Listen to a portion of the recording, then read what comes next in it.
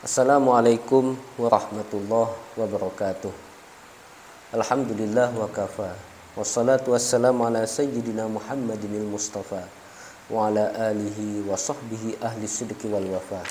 Qala Allah Ta'ala fi kitabihil karim, Rabbi syrah li sadri wa yassir li amri wahlul 'uqdatam min lisani yafqahu qawli.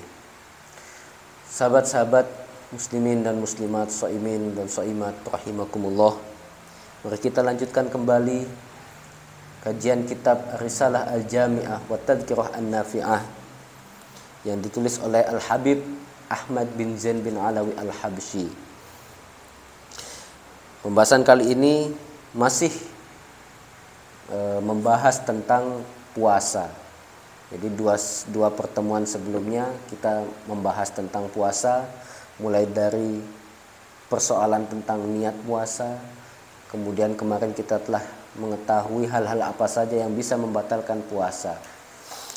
Bismillahirrahmanirrahim. Qala al-musannif rahimahullah wa nafa'ana bihi wa bi'ulumihi fid dharain amin. Wa min tamamis shaumi, termasuk kesempurnaan puasa. Jadi termasuk bagaimana supaya puasa kita menjadi lebih sempurna adalah kaful jawarihi, menahan anggota tubuh kita, amma yakrahuhullahu ta'ala minal a'dha'i sab'ati al-ati zikruha, menahan diri, menahan tubuh kita dari melakukan segala sesuatu yang dibenci oleh Allah Ta'ala. Tubuh kita yang mana saja sih yang dimaksud? Ialah anggota-anggota yang 7 yang nanti akan dijelaskan pada pembahasan-pembahasan selanjutnya. Nanti akan dijelaskan. Fafil hadisi, maka di dalam hadis ada hadis yang mengatakan khamsun yufattirnas shaim, ada 5 perkara yang bisa membatalkan puasa, yang bisa membatalkan orang yang berpuasa. Apa saja 5 perkara itu? Al-kadzib, yaitu bohong, dusta. Wal ghibah, ngomongin orang, membicarakan orang lain. Wan namimah, mengadu domba. Wal yaminul kadzibah, sumpah palsu, melakukan sumpah palsu. Wan nadharu bisyahwatin, dan melihat dengan penuh hawa nafsu syahwat. Jadi 5 perkara ini itu bisa membatalkan puasa. Membatalkan puasa yang dimaksud di sini tidak sama dengan membatalkan puasa seperti halnya kita makan dan minum. Tapi yang dimaksud membatalkan puasa di sini adalah membatalkan pahala atau ganjaran puasa yang layaknya diterima atau diperoleh oleh kita setelah melakukan ibadah puasa. Jadi ada yang tercederai dari puasa yang kita lakukan karena kita tidak bisa menahan diri dari melakukan 5 perkara ini. Bohong, gibah, adu domba, sumpah palsu, dan melihat dengan penuh syahwat. Melihat dengan syahwat. Jadi 5 hal. Jadi ini sesuai dengan hadis yang mengatakan kam min shaimin laisa lahu min siyamihi illal ju' wal 'atash. Jadi banyak orang berpuasa tapi ternyata yang dia dapatkan hanya lapar dan haus. Nah, seperti inilah gambarannya. Karena kita tidak bisa menahan anggota tubuh kita dari melakukan hal-hal yang dibenci oleh Allah, maka ternyata hal itu bisa mengurangi ganjaran atau pahala kita, pahala puasa kita. Bahkan bisa jadi kita tidak mendapatkan apa-apa, yang kita dapatkan hanya lapar dan haus saja. Wa min tamamis shaumi, termasuk juga kesempurnaan puasa, supaya puasa kita sempurna, tahril iftari ala halalin. Cari buka puasa, cari makanan untuk buka puasa, carilah makanan yang halal. Jangan mencari makanan yang haram atau syubhat.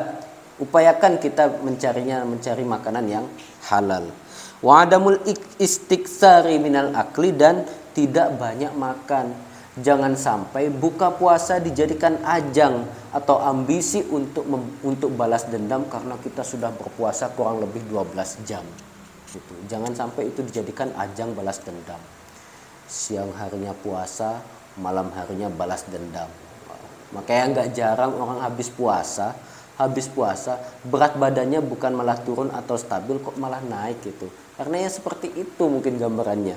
Jadi malam hari itu benar-benar dijadikan ajang balas dendam dia untuk berbuka puasa makan sepuasnya, makan sebanyaknya. Jadi akibatnya apa ketika kita makan terlalu banyak setelah berbuka puasa misalnya? Akibatnya apa? Ya akibatnya malas untuk melakukan ibadah-ibadah yang diutamakan, yang keutamaannya sangat luar biasa sekali, yang hanya ada pada bulan Ramadan. Malas akhirnya mau tarawih, malas akhirnya mau tadarus, dan malas hal-hal lainnya juga itu. Nah, itu akibat karena terlalu banyak makan. Wayam bagi seyukianya al-istighsaru minas saumi, kita memperbanyak melakukan puasa. Ya, ini kita sebenarnya sudah berbicara tentang puasa sunnah. Jadi puasa yang kita lakukan alangkah lebih baiknya tidak hanya melakukan puasa fardu saja, tapi puasa yang lain juga. La siyamal ayyamul fadilatun fis syar'i. Lebih-lebih di hari-hari yang utama secara syara. Seperti apa misalnya puasa-puasa puasa sunnah lainnya ya, seperti misalnya puasa Senin Kamis, seperti misalnya puasa Ayyamul Bid tanggal 13, 14, 15 di setiap bulan, puasa hari Arafah misalnya, puasa Muharram misalnya, Asyura, puasa Asyura, dan lain-lainnya. Tuh. Wallahu a'lam wabillahi taufiq. Mungkin cukup sekian. Wallahu a'lam bissawab. Assalamualaikum warahmatullahi wabarakatuh.